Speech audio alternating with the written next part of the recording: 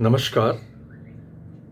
आज मैं अपनी कुछ बाल कविताएं आपके सामने प्रस्तुत करने जा रहा हूं। मेरी एक चर्चित कविता है, अगर पेड़ भी चलते होते।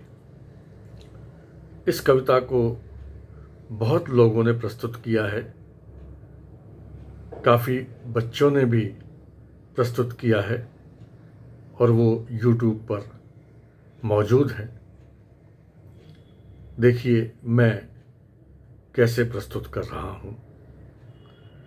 अगर पेड़ भी चलते होते।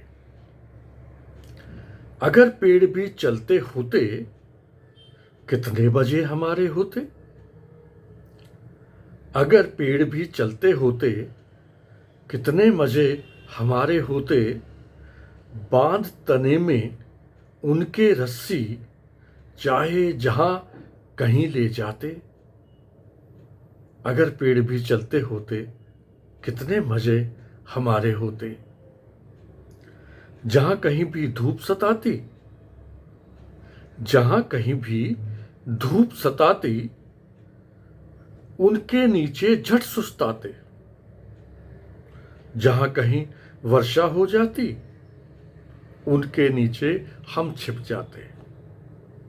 अगर पेड़ भी चलते होते, कितने मजे हमारे होते। भूख अचानक लगती तो हम, भूख अचानक लगती तो हम, तोड़ मधुर फल उनके खाते। आती कीचड़ बाढ़ कहीं तो झट उनके ऊपर चढ़ जाते। अगर पेड़ भी चलते होते, कितने मजे हमारे होते। अब एक और कविता आपके सामने रख रहा हूं। आप सब जानते हैं, घर कितनी जरूरी चीज भी और मजेदार भी चीज है। कहीं पर भी रहें, हमेशा घर याद आता है। और हमें ही नहीं, पक्षियों को भी, पशुओं को भी, सबको। देखिए इस घर में एक बच्चा कैसे सोचता है। तो क्या शीर्षक बताया मैंने? घर। पापा, क्यों अच्छा लगता है अपना प्यारा प्यारा घर। पापा, क्यों अच्छा लगता है अपना प्यारा प्यारा घर। घूम घाम लें, खेल खाल लें, नहीं भूलता लेकिन घर। नहीं आपको लगता पापा, है मां की गोदी सा घर। नहीं आपको लगता पापा, है मां की गोदी सा घर। प्यारी प्यारी ममता वाला, सुंदर सुंदर न्यारा घर। थक कर जब वापस आते हैं, थक कर जब वापस आते हैं, कैसे बिछ बिछ जाता घर। खिला पिला आराम दिलाकर, नई ताजगी देता भर। थक कर जब वापस आते हैं, कैसे पिछ पिछ जाता घर। खिला पिला आराम दिलाकर, नई ताजगी देता घर। पर पापा, पर पापा एक बात बताओ। पर पापा एक बात बताओ, नहीं ना होता सबका घर। क्या करते होंगे वे बच्चे, जिनके पास नहीं है घर। और इसके बाद एक छोटी कविता है, जिसमें आप ध्वनियां देखेंगे, या कहिए ध्वनियों का मजा ले सकते हैं। धम्मम धम्मम, ये शीर्षक है कविता का। धम्मम धम्मम धम्मम धम, नानू देखो चूहा धम्मम, पीछे उसके बिल्ली धम्मम।